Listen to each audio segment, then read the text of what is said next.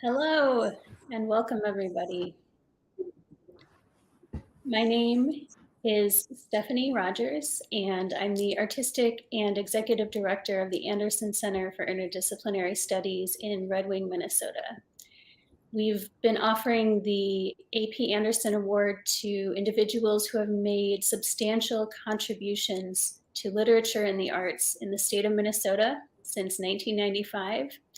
And this is our first ever virtual AP Anderson Award event. And it is my pleasure to introduce the 2021 AP Anderson Award recipient, Dr. Ananya Chatterjea. Ananya, I also at this time want to invite you to offer a land acknowledgement from Ananya Dance Theater. Both you and I here in Red Wing are joining everyone around the country from Dakota land. Thank you so much, Stephanie. I want to say that this is the transformation of the Indian traditional practice of pranam, where we salute Mother Earth before dancing. And this pranam has been created in partnership with my friends and collaborators for many projects, Dakota leader Janice Bad Moccasin and Anishinaabe leader Sharon Day. I will invite everyone to join me.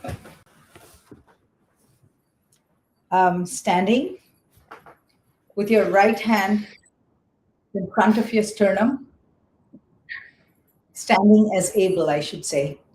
6 spaces to go around.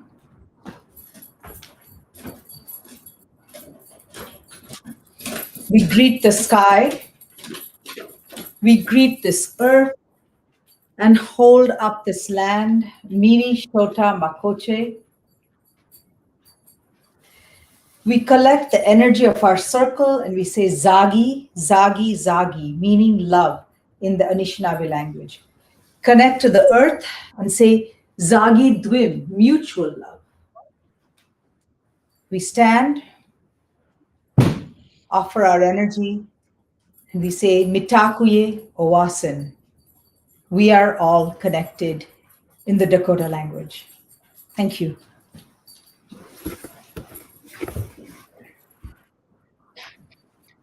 Thank you so much for grounding us in all of our different places that we're joining from today.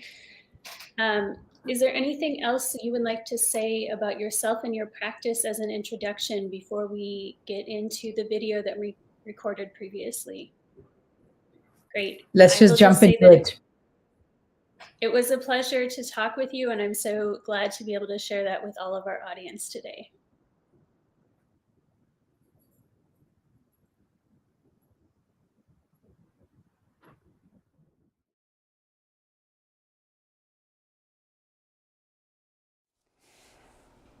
My name is Stephanie Rogers, and I'm the Executive and Artistic Director of the Anderson Center for Interdisciplinary Studies. And today it is my pleasure to welcome Dr. Ananya Chatterjea to the Anderson Center.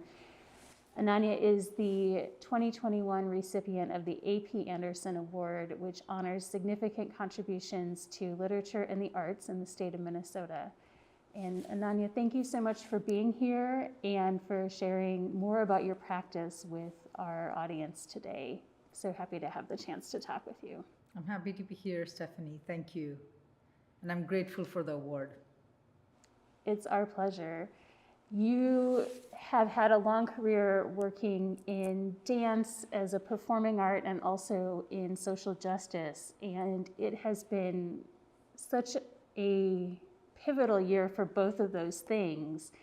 And in addition to being a practitioner, you are also a scholar and a theorist who's shaping the way the world thinks about dance and how it functions as an art form. What are you thinking about right now, and what are your hopes for how the field of dance emerges from this period of time? So I approach dance as a whole way of looking at life, right? So some things, when I work with the emotional articulation that is inside dance, I make dances about our emotional lives, the deep, inner lives of our souls. And one of the things I hold very dear is the way in which that way of working allows me to go into places that I might not be verbally articulating in that way at all. So that's its own thing. Then there is a particular way in which our nervous system integrates or interfaces with the world when we do something with rhythm, right? And vibration. Those, again, they're different ways of connecting with the world around us. So I love dance. I just said that because by giving those two examples of the ways in which living as a dancer helps us understand the world differently is important. But dance is also a place where there has been, it's inherited lots of hierarchies and injustices. So those are around race, gender, sexuality, ability in huge ways, and ageism, and all different kinds of hierarchies that are out there in the world also find their reflection in dance. So I hope that this, as we re-enter the world post-COVID, I hope we can understand both how our bodies have capacity, infinite capacity for reimagining the world, and how our bodies are also capable of commenting on and reshaping the world. So, we're both shaped by the world and can talk back and reshape the world. So I hope we re-enter it with that renewed understanding.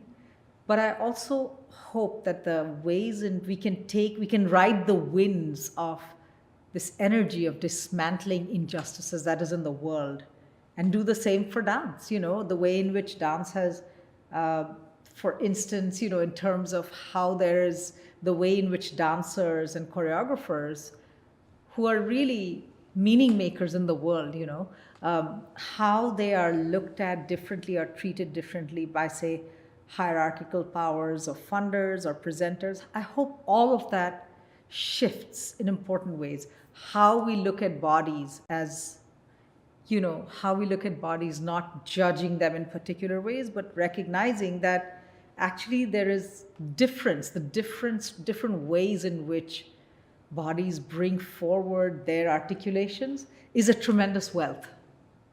So I hope that the power of dance really becomes unleashed as we come through this tunnel of the pandemic into a critical renewal, fully, as a dance becomes a practice of liberation and joy and imagining justice. I hope so too.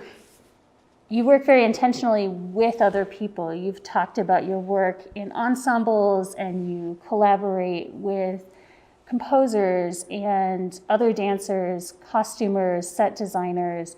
I'm interested to hear how you think about collaboration. This interdisciplinary conversation is so important to the Anderson Center and what we do here, and it's so integrated into the performing arts. What are the strategies that you use to make sure that these traditions of hierarchy aren't replicated in your collaborations? Yeah, that's a beautiful question, Stephanie, because I'm such a believer in dance. I work a lot with text too, but it's never an interpretive relationship, right? The dance is never interpreting the text, and the text is never interpreting the dance. They're actually, I feel like it's the sense of a mosaic where different colors are juxtaposed against each other. And when you step back and see those juxtapositions, they're held together by the glue of that design or vibrancy of the entire frame. So dance is like that, the scenography, the design of the lights, the costumes, all those design elements, along with the text, the music, are all actually helping conjure this vision that is maybe either not familiar at all or defamiliarizing what might be familiar, so that we can imagine differently. This idea, this core mission of imagining something that is different than what is given to us, of eking out possibility from a future that is not yet fully seen. That, I think, is part of what I enjoy so much about dancing and in this kind of collaborative work where many artists together are figuring out how do we shine light on something that lies just beyond the scope of realization in material logistical terms right now. I'm interested, you used the word future, and I've been thinking a lot about ideas of futurism, that those ideas and those conversations are very present in other media, and I totally see that in your work, that there's this projecting of what the future can be and where we want to go with it. Do you think about, does the term futurism come up in dance at all? Constantly, because this is the thing about dance. There is no thing called dance, right? There's only dancing. And the dance that is lived at the moment that we realize it in the doing of it and in the connection we have with our audiences, and then it's gone. So I think, first of all, that it takes courage to be a dancer. And I want to shout out to all dancers out there, because it takes work, because at the end of a long career of dancing, you have films of dance and you have aching joints and, oh, I'm sore muscles. You don't actually have a beautiful painting that you can look back to as the dance. The dance itself, it's an artistic category that is somewhat slippery to catch. At the same time, it's like social justice movements around the world, the movements come together, shift the air. But the movement itself doesn't last, right? Like, the thing itself doesn't last. Its after effects last. So I think dance's relationship with time is just interesting. So we hold the record of so much, everything that has happened to our bodies and our cells. And we dance from that place. We dance, sometimes when we dance, we've learned a whole aesthetic. We've trained in an aesthetic. There are traditions that we hold in our bodies, and we move forward and imagine something else. So this kind of reaching back to the past and looking forward to the future through this ultimate act of presencing. You have to be present on stage, or whenever you're dancing, it's an ultimate act of presencing. Because if you're thinking of something else, you'll not be able to hold your balance at that point, So you have to really be present. So I feel dance's relationship with time is so interesting, but this relationship between past and future, it's always coming up. It's always coming up, the interplay between what I pulled from back there and what I'm bringing to my, to tomorrow is always present. What you're saying about time makes absolute sense, and I never thought about it that way. Thank you for challenging how I think about it. We're here in Minnesota Makoche on Dakota land, as is your studio, Ananya Dance Theater in St. Paul. You've been in Minnesota since 1998, and your new book talks about imagining dance along a south-south axis of people from the global south and women specifically working from that position. How does being in Minnesota impact your practice? So I love being in Minnesota Makoche, and that is because I'm proud of Minnesota being both an immigrant state and a refugee state. And that identity has shifted so much over the years. When I came, I thought, ooh, this is a very white context, and I'd never been in that before, But I think over the years, I came to really love and build relationships with the native communities here, particularly the Dakota and the Anishinaabe communities. And that changed my perspective of this land. And the relationships that I have with all the different BIPOC communities here, it's amazing because it helps me see how we come to call a certain place called home.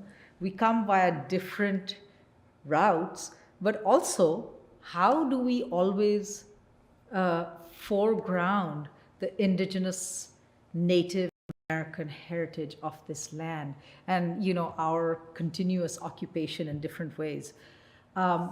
It helps me to think of what I call the South-South axis. The South-South axis, Stephanie, is both the global South and the diasporic South communities that are here. I'm part of that axis because I am here. I am born in the global South, but I've come into my own in a BIPOC community here. So those multiple Souths coming together, and they are not at all the same. They have different routes and different ways of articulating identity, self, aesthetic, what's valuable, all of that. And that difference is what holds us together.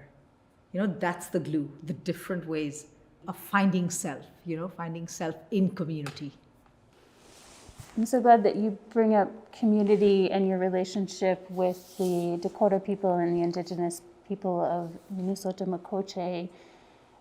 I struck just reading about you, all of the different artists and leaders that you've collaborated with or been in relationship with. You've talked about Sharon Day, you've talked about Lori Carlos as such an incredible mentor and leader for so many people in our community here.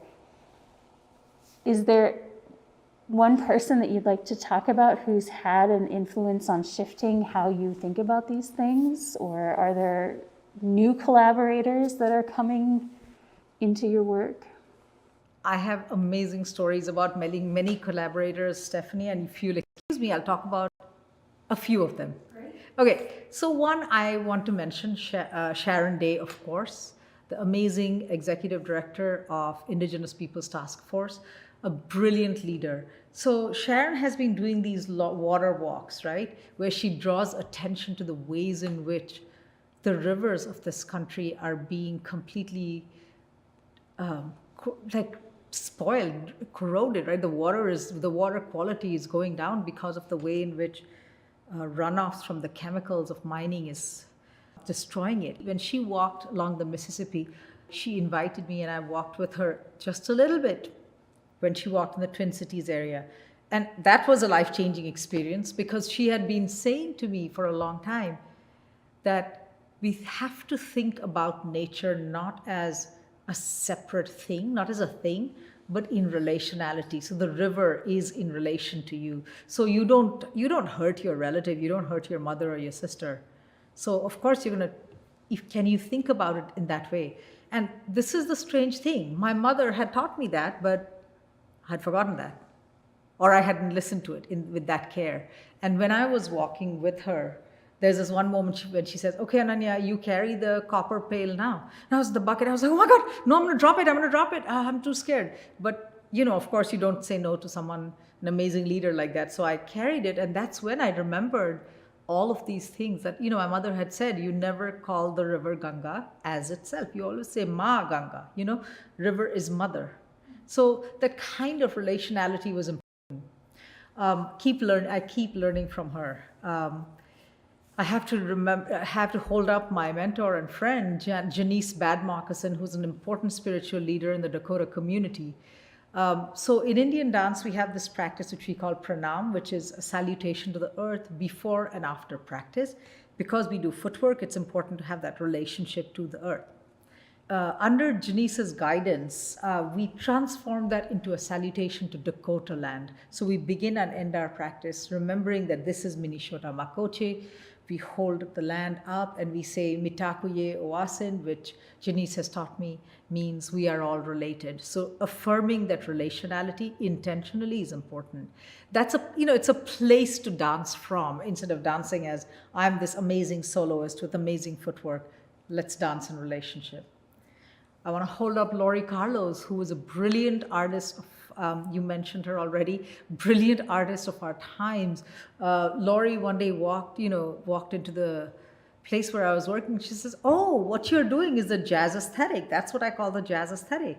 I didn't know what that was, but this idea of bringing in improvisation and finding the juxtaposition of many different elements to build a whole. So you didn't have to have this kind of Aristotelian unity, but you could have an adhesive, energetic adhesive holding different parts together and creating a sort of a rounded view of something. I want to hold up Sharon Bridgeforth, who is another brilliant artist who holds, who works with me in many different ways through text as dramaturg. And in the work that I was trying to create before the pandemic hit, and hopefully will still premiere it sometime. It's a work with many spells. So she created all the spells for us, which is beautiful and amazing. Also another artist of the jazz aesthetic. And I want to hold up also Marcus Young, who I've worked with for a long time, the creator of Don't You Feel It Too, my brother. We work and argue and always towards creating, chiseling the artistry.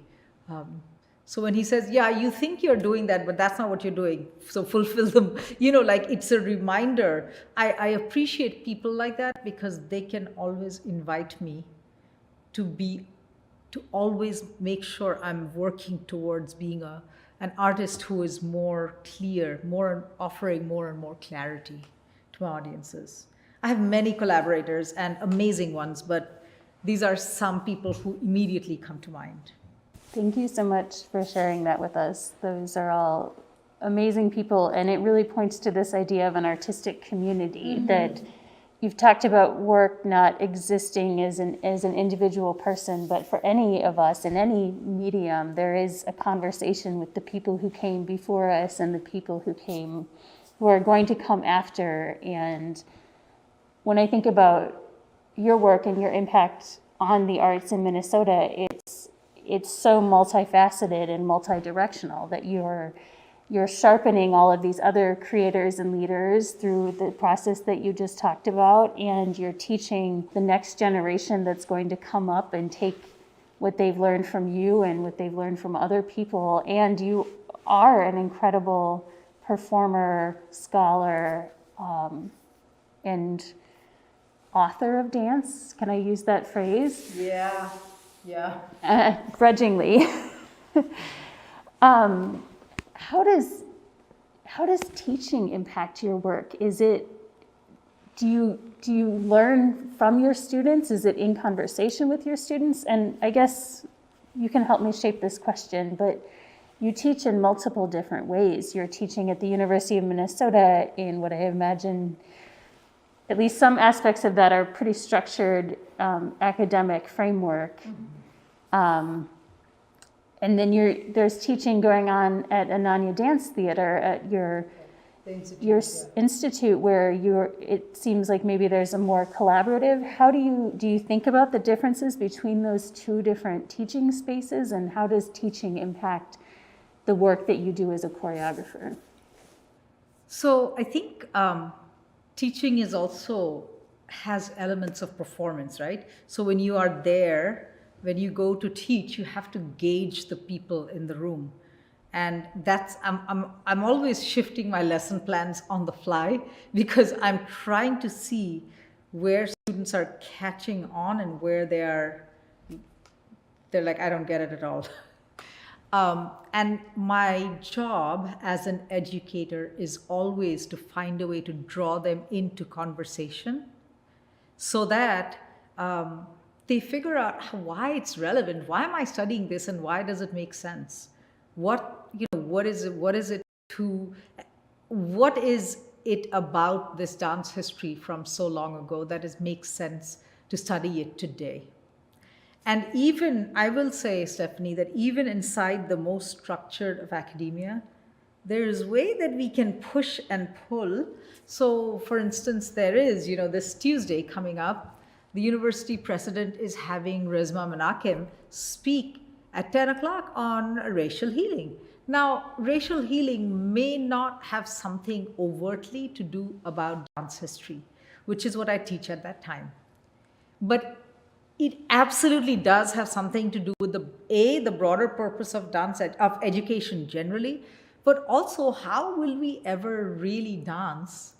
What is the history of dance going to be? How could it have been different if racial injustice had not been so deeply embedded inside it? So if you look deeply, there are always connections.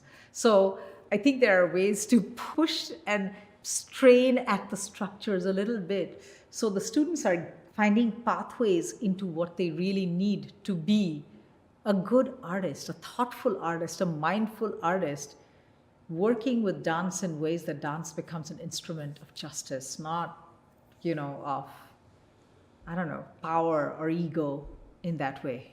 Because it can become that, I'm really, one of the things I also teach is how, for instance, in Hitler's time, the movement choirs were used. Dance became part of the cultural policy of the state, pushing for this uniform way of life, right? There was no space for individuality, structuring and supporting the sort of idea, the Nazi idea. There are other ways, inside what is called Indian classical dance, there are some ways in which caste becomes hardened and the dance comes to be stolen from the caste that has held the dance for so long. So I think there is always ways in which dance can be used, but in ways that are oppressive. But dance can also be used for liberation. So I feel like that in teaching, what I'm hoping students will always learn, that it's the what, it's not the what, but the how. It's not just the dance, but how I use dance, how I work with dance to go down a certain path. And it's always dialogic. So yes, I always learn from my students. Sometimes the students will come to me with questions. And for instance, it taught me to be much more aware of how I work with touch as a way of giving feedback to students. Always learning from my students, yes, That's one of the things I miss about being in academia and in academic space is always being challenged by young minds. Yeah, for real, yeah. You were able to make dances this summer during the pandemic in a socially distanced way or physically distanced way. And you produced 4 films that are available for people to watch and get an introduction to your practice or go deeper into it if they're already familiar with your work. Can you talk about those just a little bit and introduce that project? Yeah, so when we began, we were working on this piece, Dastak, knockings of justice on your heart. And we had just finished this great residency at Mansi, which is a choreographic center in Florida, and then here at our institute. And then the pandemic broke. We had received a small NPN grant for documentation and storytelling, which was going to be about the process of making this work, because it has amazing collaborators. It has Sharon Bridgeforth, Damien Strange, Marcus Young, and we were going to make it about the process of making dance. We found ourselves first rehearsing in the parks right after the murder of George Floyd, the uprising, and then we saw another pandemic, which was that of lack of affordable housing in the Twin Cities. So we began practicing here in the park where there was space and it was a little shady. And then, the unhoused people's encampment, particularly for women and femmes, was set up there. So we moved here. So we realized that we had to constantly flex to be ready to respond to the circumstances out there. And because my partner is a filmmaker, I understand the way in which editing becomes a way of storytelling. This idea of the mosaic, the juxtaposition that I was talking about. So I realized that while the piece Dastak, the piece is in 4 journeys through earth, water, fire, and air, I realized that we could make small energetic stamps of these pieces to share with audiences, to keep them engaged, to remind them that we have work to do. And I worked with my partner, Darren Johnson, who's a filmmaker, to create Earth, which was shot in Coldwater Creek, Water, which was shot in White Sands Beach and in the river in Mississippi, the Fire, which was shot actually along Lake Street, along different areas where there has been burning and breakage during the uprising. Air was shot in Battle Creek Park. It showcased for me the beauty of Minnesota and the diversity of this land. The kind of ground on which we were dancing really rose up and became clear to me. And dancing outside, when you dance air and you look up at the sky, and it's really hard to balance because it's so expansive. You don't have something to focus on for balance. But it was just amazing to dance this notion of freedom air across, under this beautiful expanse of blue sky. And that really comes across in the film. So dance film has really become a way for us to share our work. Documentation is its own thing, but film is a way of narration, a poetic narration, which a rhythm of its own. And because I live with the filmmaker, I can see the way rhythm, timing, the beat, that Laurie Carlos would call it the beat. The beat is so crucial in the kind of meaning it's going to make at that time. So a whole lot of new learning has also happened. You talked about the sky and the experience of the sky, which I hadn't even thought about. As I was watching those films, part of what I wondered is the experience of the feet on the ground and how that's different from dancing on a stage where it's a very flat surface. Can you talk about how you and your ensemble experienced that in this work? Yes, I will say that there have been the greatest losses of COVID have been the loss of footwork, because part of our power comes from that vibrant connection of the foot on the ground. It's this dropping of our weight which goes straight into the ground, and it springs back into our bodies. We love it. It's that rhythmic story, we tell stories through rhythmic articulation. So, an even beat of 1, 2, 3, 4 will say something. Whereas if I make this jagged beat of 1, 1, 2, 3, 1, 2, 3, 1, 2, 3, will have a different emotional state. We lost that, right? Because it's impossible to find that kind of clarity of footwork sound on the floor when we're dancing on soft ground or wood or, sticks, all of that. It's not possible. The other loss is that of intimacy. Like, so much of my work is about femme intimacy and this ability to touch and find this interweaving of limbs. That's lost. So we had to find a way to connect that over our masks, through our gazes at each other. I think those, and floor work is something I love doing, sort of coming in. So the stage, instead of always being vertical on stage, can we come in horizontally? There's a lot of the water work was horizontal, but you need a stage surface to do that. So that's a big loss. And we also love making sounds. We say bowl. Bowl is the syllabic accompaniment of dance. So doesn't mean anything, but it's a sound. It follows the sound of the drum, which is crucial for our dance. So bowl, we say it when we dance often, but to say it over the masks was a lot. So those have been some of the challenges of this time. You've talked about the losses, was anything else gained by being outdoors? Yes, one of the things is actually awareness of the sky, of how limitless it is, awareness of community, of those around us as we dance. I was always aware, we were dancing at Brackett Park, which is near my house. We were always aware that right across over there was the unhoused community. On this side was, the now burned down precinct, always a symbol of injustice in our community. So, this immediate awareness of where we were is always present.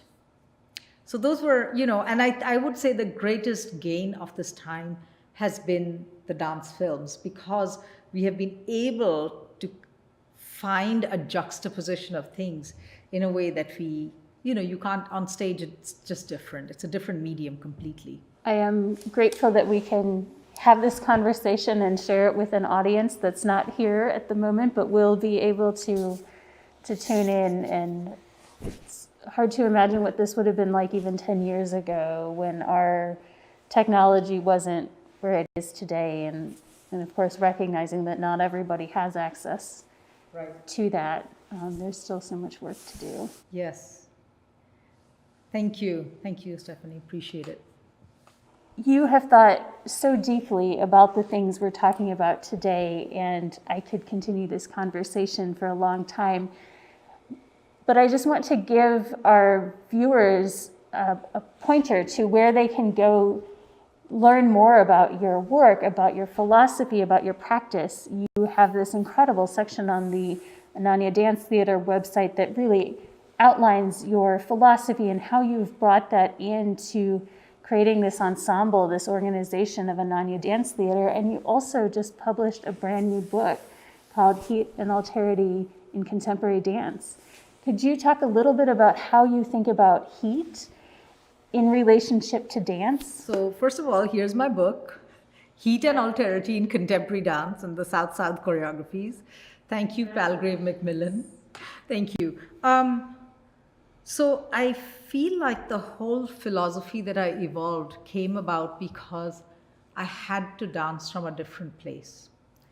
And one of the things I am saying in the book, and I've been saying, it comes out of practice, the book comes out of practice, is that for those of us from working on a South-South axis, we have to push back both against maybe what has passed in white contexts as innovation, and against the way in which national agendas have pushed forward this grandstanding narratives of tradition or heritage. So we're pushing back against multiple things and finding our own way to innovate, right? So it's a different place to dance. It's not what we've inherited. Yet it's deeply culturally located. So that's why I had to articulate a whole framework in order to arrive there. And I found at the core of it was this notion of the vibration, that relationship of the foot to the ground, which both established connectivity, located myself, and it became an aesthetic. It became an aesthetic choice to work with sound in that particular way, sound that my body made in a particular way. So heat is really the articulation of vibration, which is also life force, right? Vibration, keeps us going. And when heat heats, the quality of heat is expansive. So it expands my cells. It pours out, sweat pours out, Heat causes movement, heat moves us through. And I think that notion of heat as being that something that connects us, when we are warm, we stay connected. It's a sign of life. It's so crucial to think about that versus I used to, I think often of when you're talking to maybe some of the higher people in the field, funders and presenters, I've talked to you, and I talk about their freezing breath, when they're like, when they'll just say, well, maybe not, I think there are ways in which they've become used to, they're so inundated with artists looking for presentation and opportunities, they've found a way to just push people away with a kind of deep coldness, which freezes my bones. So I wanted to find the opposite of that, where we feel warm, and that warmth is that which causes connectivity. I think of glue, what binds us so that we can lift up each other's humanity. It's that warmth and heat. So heat becomes a way to expand our imaginations and find connectivity in this alternative understanding of contemporary dance, where we dance about our everyday stories. You ask such amazing questions. You just said, how do we generate heat and bind together in a way that recognizes other people's humanities and each other's humanities. And you've talked about how do we use dance to reimagine hierarchy. I love this way of asking deep and difficult, maybe even challenging questions as a way of framing and sparking an artistic practice and a conversation. Are there any questions that you would pose to leave our audience with today to think about as we go about the rest of the evening? And before I open it up for them to ask you questions on the live stream. I would ask everyone to always ask themselves, who am I connected to? Because this has been the lesson of my life, that I think I'm actually doing something here and I'm completely unconnected to something else happening elsewhere. But in fact, my little action here is deeply connected across the world. And I created a series of works about the ways in which elemental things, the way elemental things are discovered and created as capital, marketed as capital, in fact is deeply rooted to gendered violence in the world. So, I came to learn about the 4 conflict minerals, the tin, tungsten, tantalum, and titanium, which one of the places in which they are found is in a huge amount is DRC, the Democratic Republic of Congo. And there's also a lot of gender violence. And the reason is because these multinational corporations who want to get easy access to mining those minerals, have actually destabilized the government and strengthened the militia there.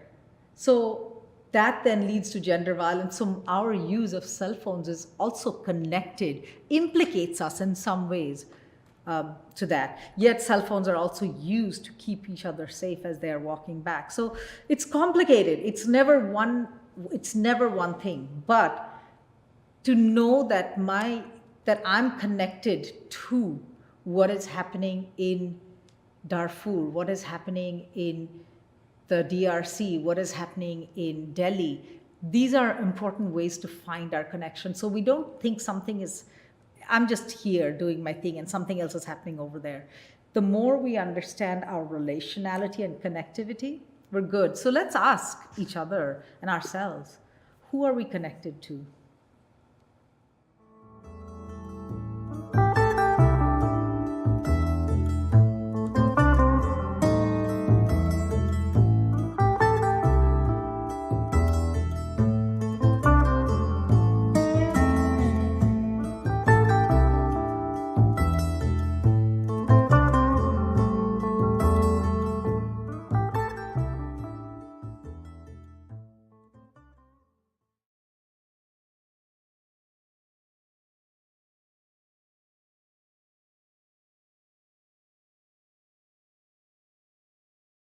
A way for everybody watching us via live stream, we have a chat, and I've had a chance to ask Ananya most of my questions about her work, and now we want to open it up for you. So if you can type your question in the chat, I will share it here on screen. And as you all are thinking about that, I do want to thank the UFTA shop here in Red Wing, Minnesota, for generously donating the base once again for this year's AP Anderson Award.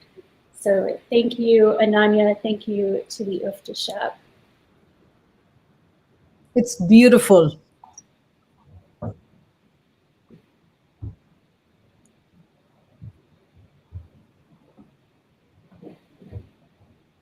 So I think the first question is, what is next? What is next for Ananya Dance Theater and for the Shangrum Institute? Thank you, Stephanie. So after the Institute was boarded up for several months, it is now back in action. And we are still meeting, but in small numbers. So some of us are in Zoom, some of us are in person, and we rotate that so we can reimagine the work we were making thus far, so it can premiere on live stage. It's so important to remember that the work is not the same that it was last year. We are in a different place, and I'm really thinking about all the things that have happened this year and all the changes that have happened in our lives. So we are creating it, and we are looking forward to the time when we can connect with our audiences in a real time and space. So that's something we're working on. I will say I'm really proud that at this time I started a series called Documents of Our Times: Artists Talking Craft, Vision, Values, and Inspiration. And this is something, it's sort of like we had imagined it originally like a salon at the Institute, but now we are broadcasting these pieces where I'm inviting, one by one, artists in our local context to really share their craft, BIPOC artists. So far, we have hosted Brotherhood Dance, very favorite young people, artists of my heart, and Damien Strange, and others are coming. We've just started this series.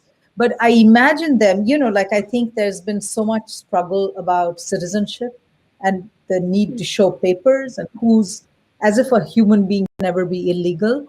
But, I think artists talk to us about their tremendous work. These are the papers they have, the work they do. So I imagine these documents of our time as being an archive of the brilliant work that has happened in our Twin Cities.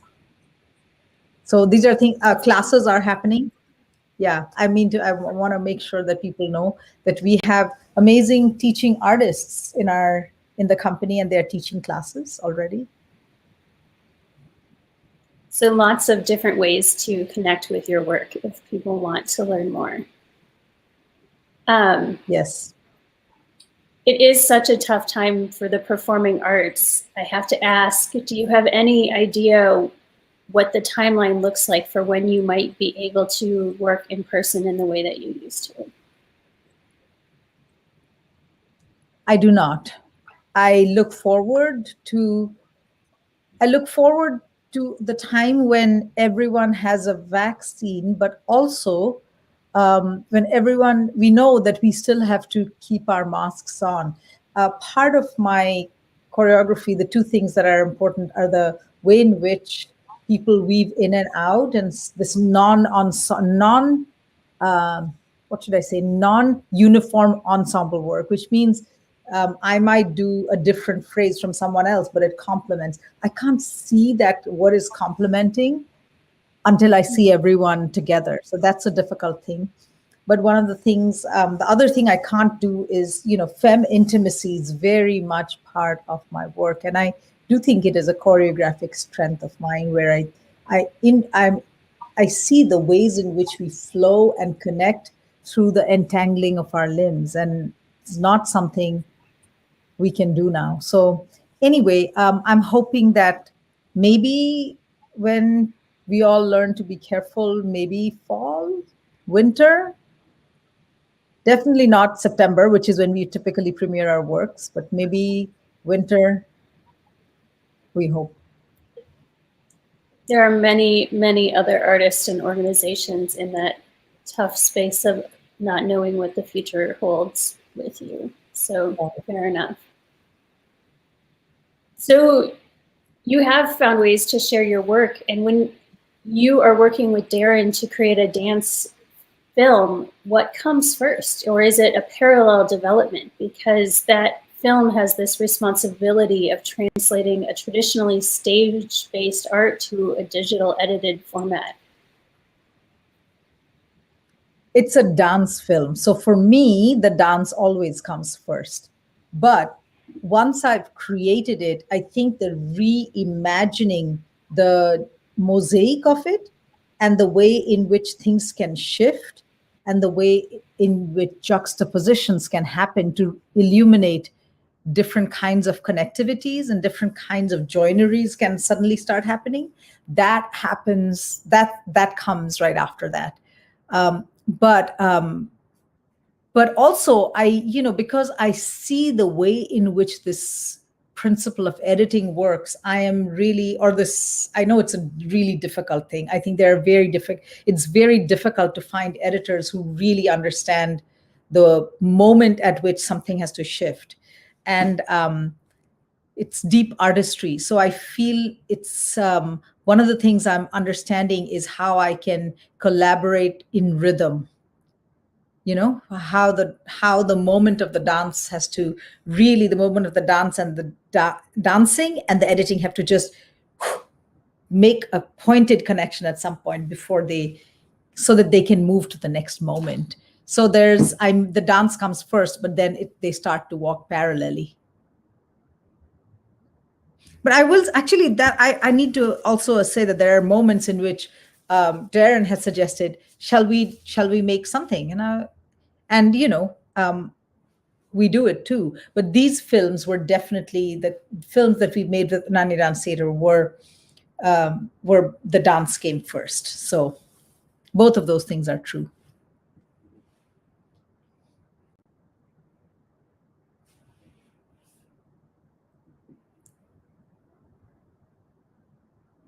Stephanie, I did not hear you. I've lost sound. Are we back? Sorry about that. My apologies, everyone. So one of my favorite questions to ask every artist is, what advice would you give to a young person who's just entering this field or has an aspiration to be a dancer as part of their life and way of being in the world? So I think that I would say to young people, it's a difficult field. Know that so that you enter it without illusions. It's a difficult field because dance is something that lives in live connectivity. You can dance in your bedroom or in your living room, but if you are going to make this your profession, you're going to really you're going to have to find a way to have generosities, completely giving generously on stage, and do your best to connect with audiences, to invite them into the world you're conjuring. So it takes a lot. It's a lot of energy. It's a lot of strategy. It's a lot of thoughtfulness. So there's that. But once you are able to travel that path with intention every time, there's magic. So, and the magic is that of connection that can really, it's that energetic moment, that vibe that you just, it's like, it's like that you give something and it comes back and meets you and it really holds you together. So that's beautiful when that happens. And so I feel that I am really blessed because dance, sometimes you can dance in ways that can fill your heart because you gave so much of yourself and it came back to you in that way. But it's not every time, right? That kind of warm, energetic flow happens sometimes. And when that happens, it's so beautiful and it feels like I've been blessed. So look for those moments and aspire for them. And when you have them, they really sit with you in moments that feel lonely and feel sad, because there is a lot of rejection too in this work. Everything you said, I think, will resonate with creative people in any discipline, probably especially true for all of the performing arts. There's a lot of wisdom in that. So thank you so much for sharing with us. It truly has been an honor to be in conversation with you over these past several months and to learn from you and the work that you do. And so on behalf of all of us here at the Anderson Center in Red Wing, thank you so much for the amazing work that you have done, for everything that you've given to this state and our creative communities here over the last 20 plus years. So thank you so much and congratulations on the award. Thank you. I'm really grateful to the Anderson Center for this recognition. It has meant a lot to me. So thank you. You are so welcome. Thank you all for joining us and have a wonderful evening and a great weekend.